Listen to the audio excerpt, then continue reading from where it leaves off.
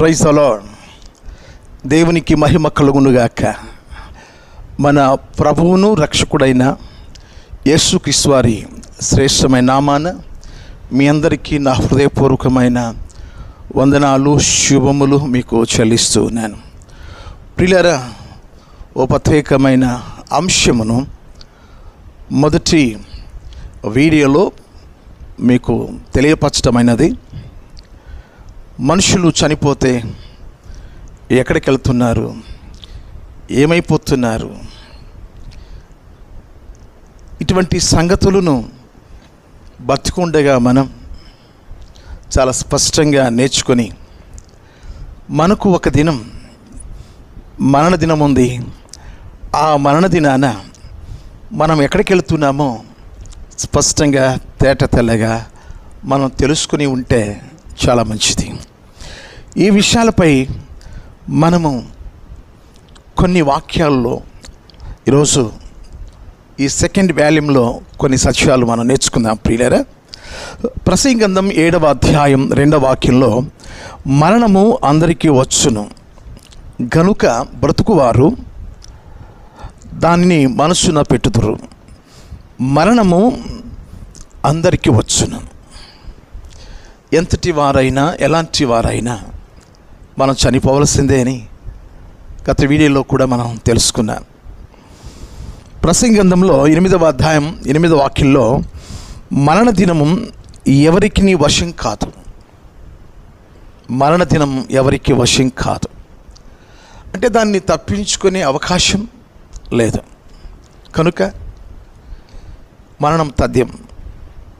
అయితే మనం మరణించిన తర్వాత ఏమవుతున్నాము అనేది పలు రకాల బోధలు, వాదనలు ఇవన్నీ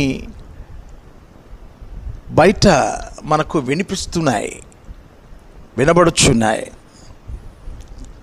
ఈరోజు నేను మీకు ఓ సత్యాన్ని చెప్తానని చెప్పాను. మనుషుడు చనిపోగానే ఆ శరీరం, జీవము అనబడిన ఆ ప్రాణం మట్టిలో కలిసిపోతుంది. ఆత్మ దేవుని యొద్దకు చేరిపోతుంది అని మనం చెప్పుకుంటూ ఆపాం.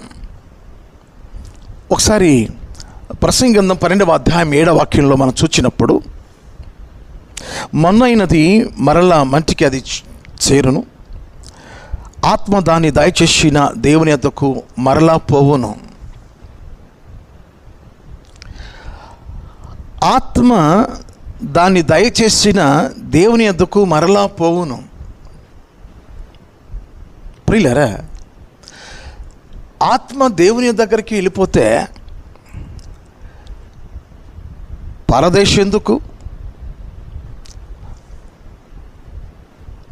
చాలామంది చనిపోయిన జ్ఞాపకార్థ కూడికల్లో పాతాళం గురించి, పరదేశం గురించి చెప్పడం జరుగుతుంది. చనిపోగానే ఈ ఆత్మలు దేవుని దగ్గరికి చేరుకుంటే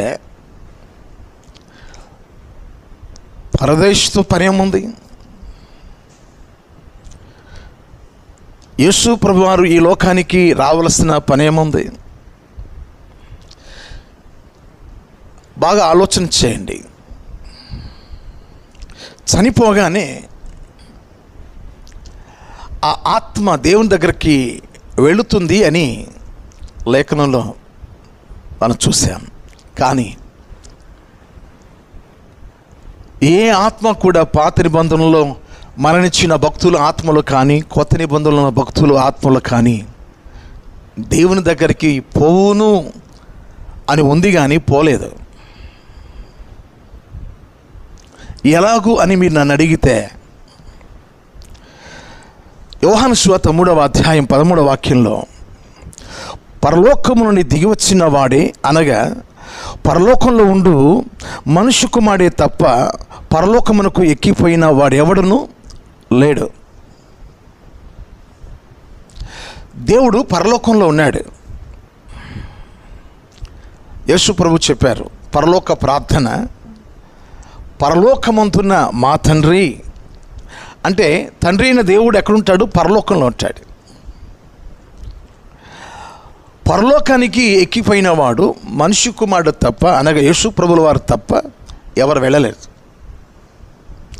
అంటే దేవుని దగ్గర చనిపోయిన భక్తుల ఆత్మలు చేరలేదు. దాని అర్థం అదే. అపోస్తల కార్యముల గ్రంథంలో 2వ అధ్యాయం 34వ వచనంలో దావీదు పరమునకు ఎక్కిపోలేదు. అంటే పాత నిబంధన భక్తులు, కొత్త నిబంధన భక్తులు ఎవరు కూడా మొన్నైనది అది మరలా అది మంటికి చేరును, ఆత్మ దాన్ని దయచేసిన దేవుని యొద్దకు చేరును ఉంది, కానీ ఆ ఆత్మలు చేరలా, ఇంకా పోలా. మరి ఎక్కడికి వెళ్ళినట్టు? దేవుని దగ్గరికి వెళ్లకుండా ఈ ఆత్మలు ఎక్కడికి చేరుకున్నట్టు? క్రీస్తునందు నా ప్రియ దేవుని పిల్లలారా, ఇటువంటి విషయాలు మనం తెలుసుకోవాలి, విని నేర్చుకోవాలి. అంటే వినేవారికి కాస్త ఆత్మీయ జీవితం ఉండాలి. ఎందుకు అని మీరు నన్ను అడిగితే, ఈ విషయాలు ఎవరికి అర్థమవుతాయి?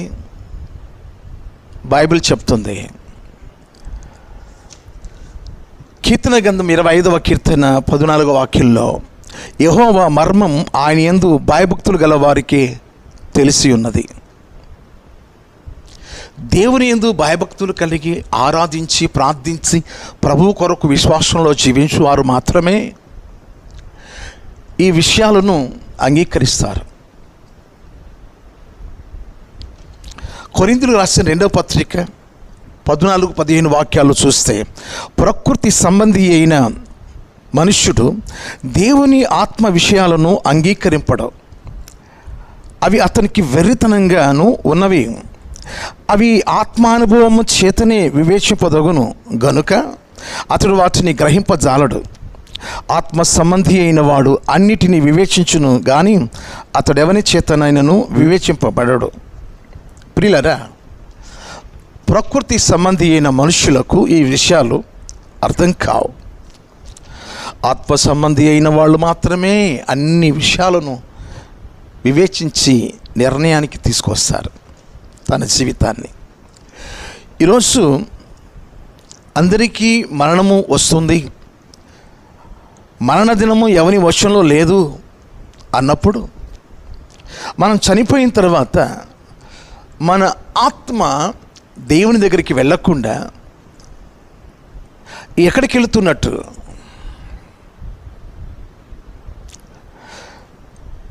33వ కీర్తన 6వ వాక్యాన్ని మనం చదువుదాం.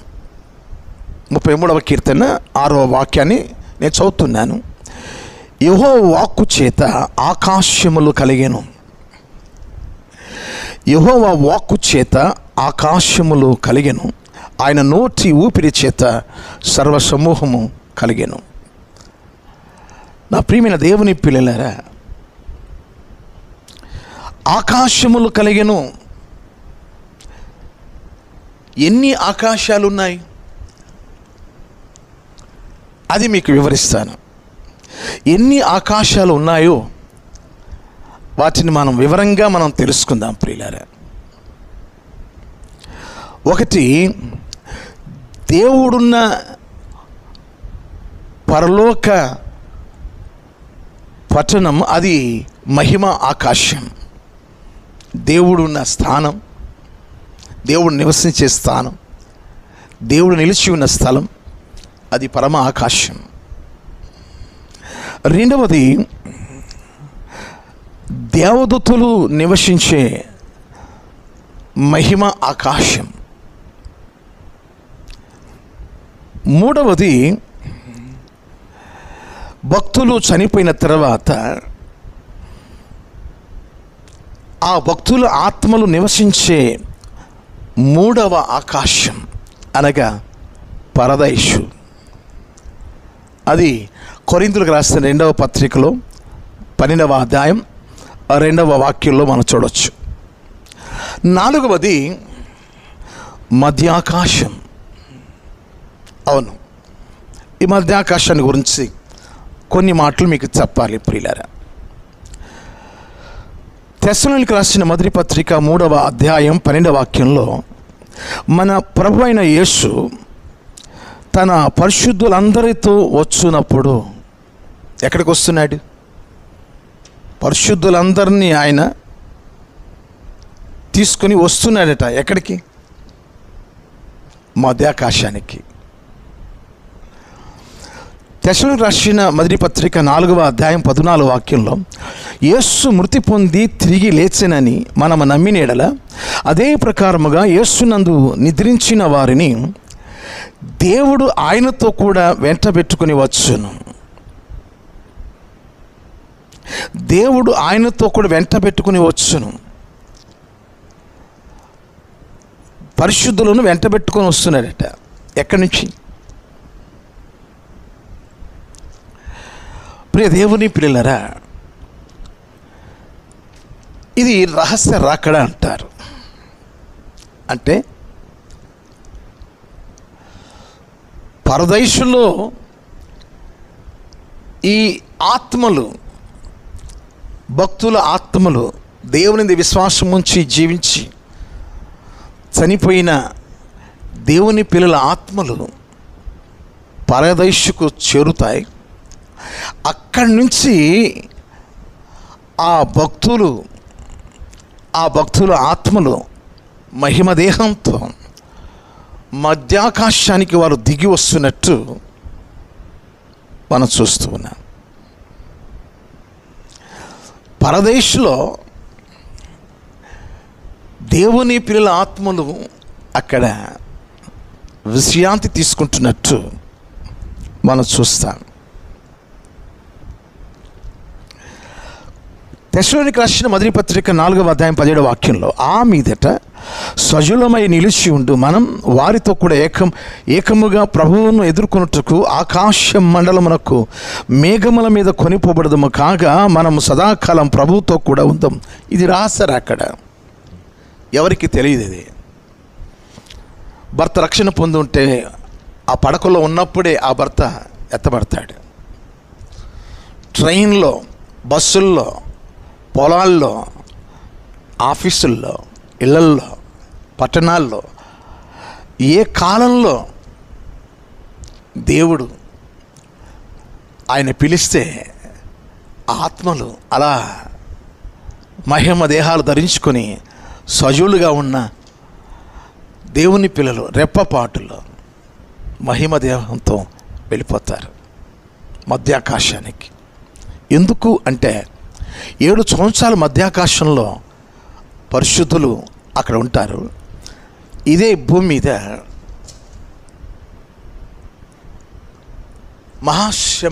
శ్రమల కాలం జరగబోతుంది. ఆ శ్రమల కాలం దేనికి, ఎవరికి ఆ కాలం అంటే కేవలం యేసు ప్రభువు యొక్క తన ప్రజలైన యూదుల రక్షణ కొరకు, యూదుల రక్షణార్థం కొరకు 7 సంవత్సరాలు వారి కోసం పరిపూర్ణ అవకాశం, రక్షణ అవకాశం.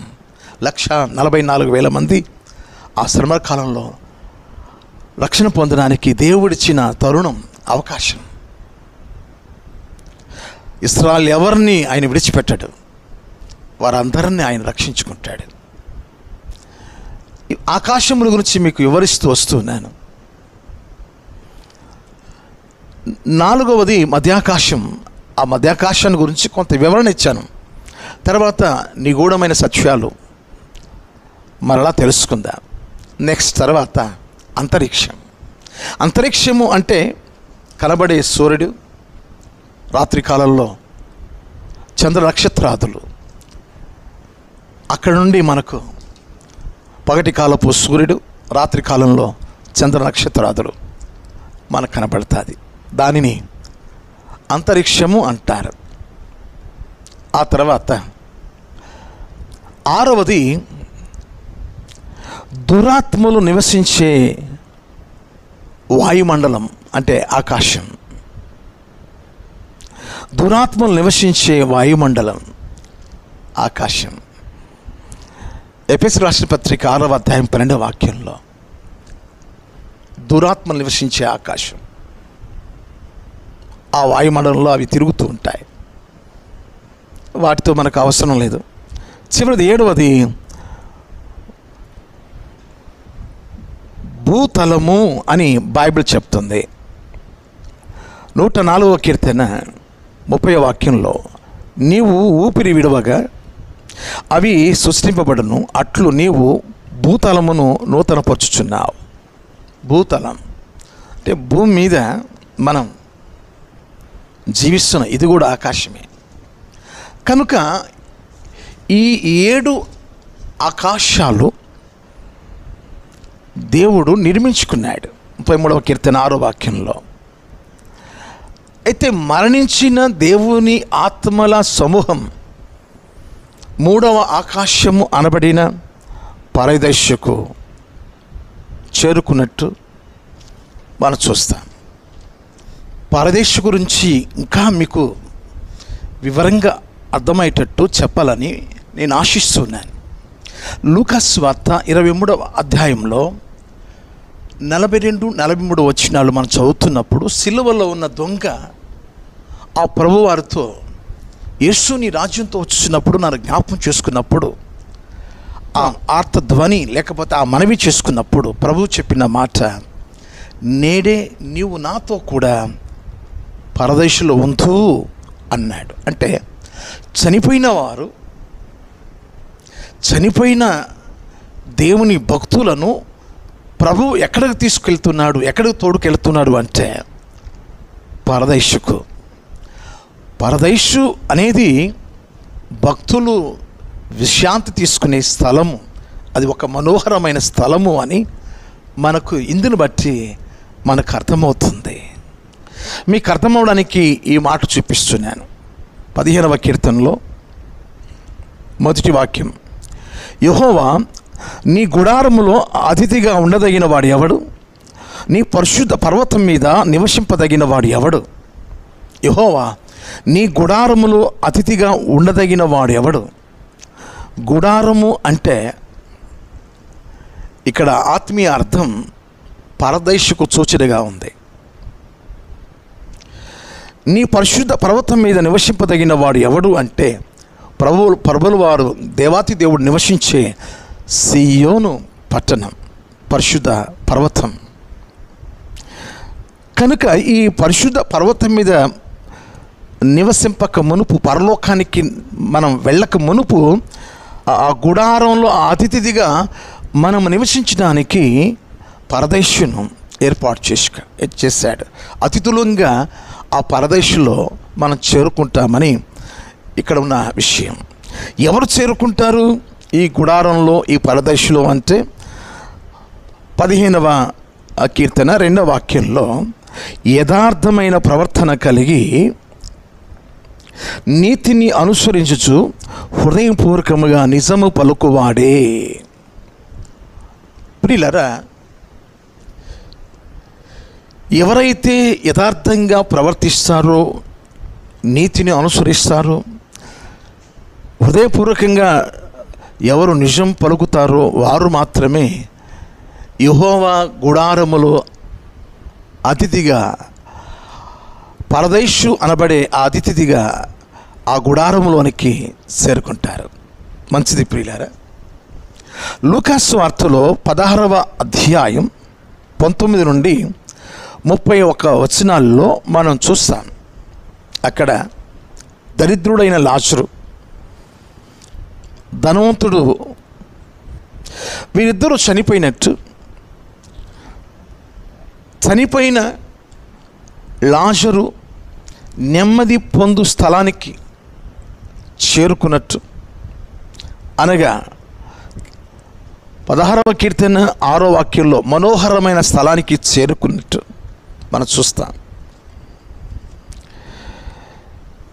ఇక్కడ ఓ సత్యం అదేంటంటే, చనిపోయిన వారు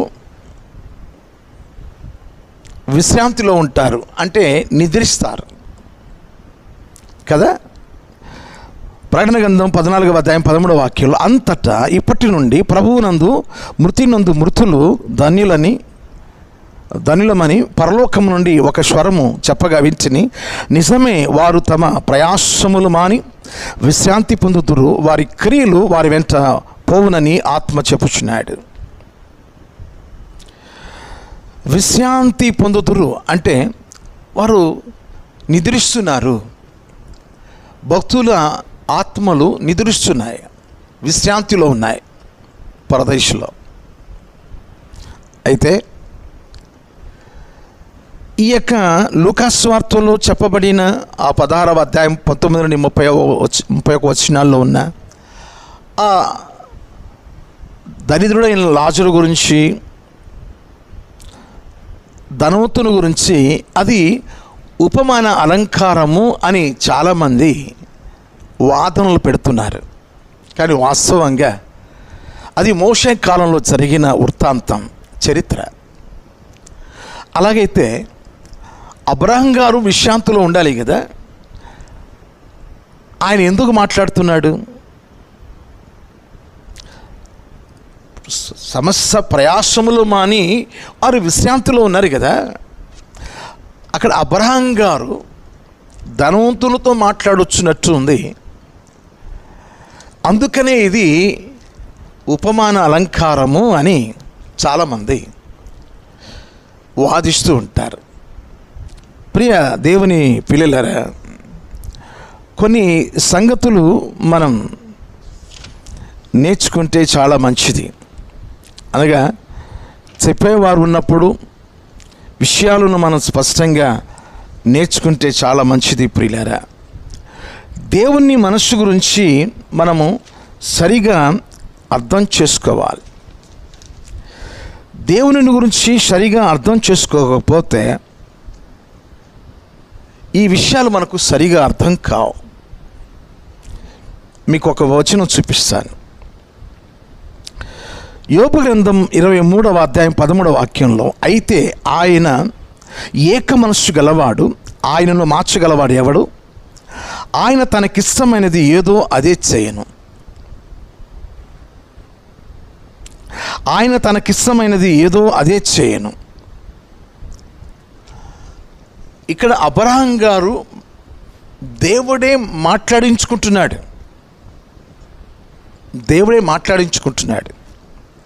సరే, ఇది మీకు ఇంకా అర్థం అవ్వాలి అంటే మీకు మరొక విషయాన్ని మీ ముందుకు నేను తీసుకువస్తున్నాను. ప్రియులారా, మత్తయి సువార్త 17వ అధ్యాయం 1 నుండి 8 వచనాల్లో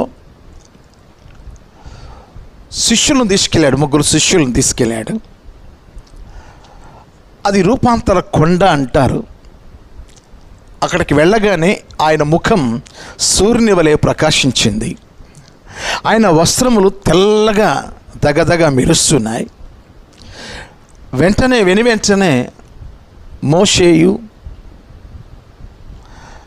ఏలియా ప్రవక్త వీరు మాట్లాడుచున్నట్టు అక్కడ ఒక దర్శనం ఈ శిష్యులు చూస్తున్నారు. బాగా వినండి. పరదేశంలో ఉన్న మోషే గారు, ప్రవక్త అయిన ఏలియా గారు ఇక్కడికి ఎందుకు వచ్చినట్టు? దేవుడు తనకిష్టమైనది ఏదో అది చేస్తాడు. ప్రశ్నించడానికి మనం ఎవరం? అబ్రహాం గారు ఎందుకు మాట్లాడాడు? అక్కడ కారణం ఉంది. ఇక్కడ మోషే, ఏలియాలు పరదేశం నుంచి ఇక్కడికి ఎందుకు వచ్చారు? కారణం ఉంది. ఎందుకు అంటే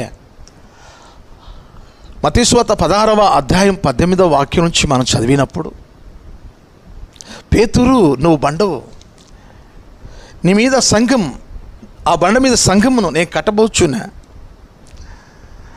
ఇదిగో ప్రజల పెద్దల చేతను, శాస్త్రుల చేతను, ప్రధాన యాజకుల చేతను నేను చంపబడి 3వ దినాన లేస్తాను.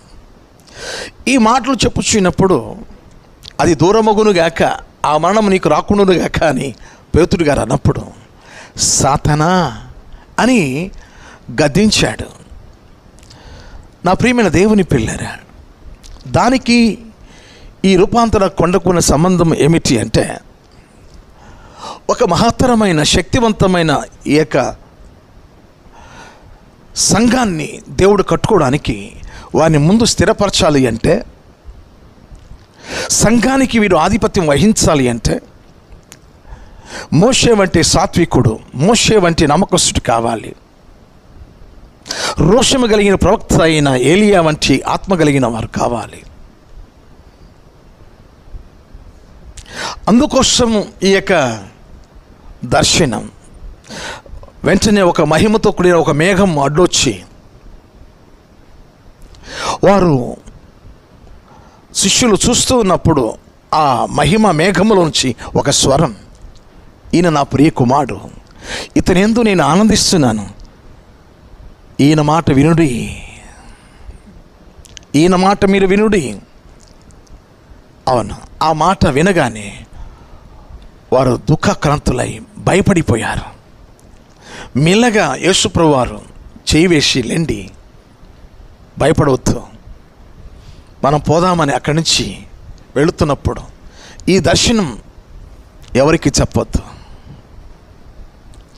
క్రీస్తునందు నా ప్రియమైన దేవుని పిల్లలారా, కొన్ని విషయాలు అంతుపట్టవు, నిదానించి ఆలోచన చేస్తే పరిశుద్ధాత్మ దేవుడే మనకు వివరంగా బోధించి మనల్ని సరి చేస్తాడు. అబ్రహాం గారు అక్కడ ఎందుకు మాట్లాడతాడు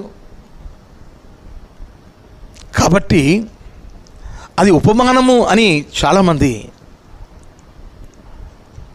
సొంత ఆలోచనలకు వెళ్ళిపోతున్నారు. ఇక్కడ ఆక్రందన చేస్తున్నాడు ధనవంతుడు, ఆక్రందన చేస్తున్నాడు. అతని పరిస్థితి ఎలా ఉంది? పాతాళంలో. నేను చూపిస్తాను ప్రియులారా. అతని పరిస్థితి భయంకరమైన పరిస్థితి, తాళజాలని పరిస్థితి. మన 16వ అధ్యాయం 23వ వాక్యంలో అతడు బాధ అనుభవిస్తున్నాడు అక్కడ. రెండవది, అగ్ని జ్వాలలు అతన్ని కాలుస్తూ ఉన్నాయి. మూడవది, అతడు యాతన పడుతున్నాడు. అది 24వ వచనంలో ఉంది. నాలుగవది, తండ్రి అయిన అబ్రహామా నాయందు కనికరపడి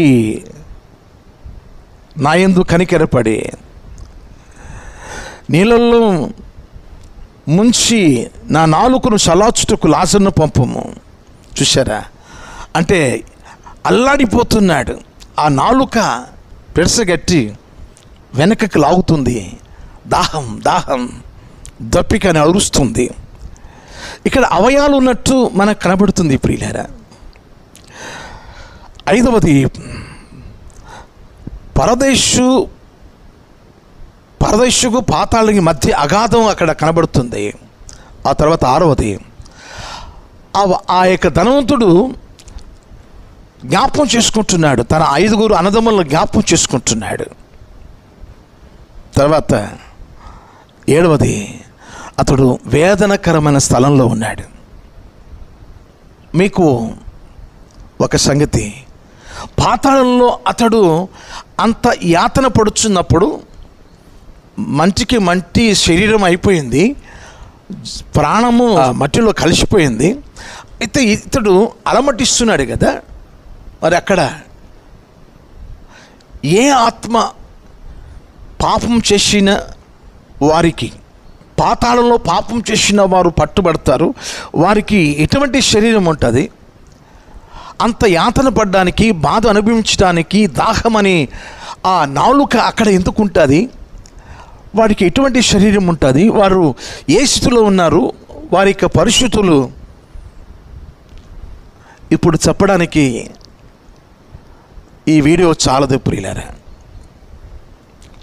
నెక్స్ట్ వీడియోలో మీకు వివరిస్తాను. పాతాళం పాపం చేసిన వారిని పట్టుకుంటుంది. పరదేశంలో తమ ప్రయాసములు మాని దేవుని పిల్లలు విశ్రాంతిలో ఉన్నారు. అబ్రహాం గారు ద్వారా ఒక సందేశం, నేటి కాలంలో పాపములు జీవించేవారు, పాపములు జీవించి పాతాళానికి రాకుండా వారికి తెలియడానికి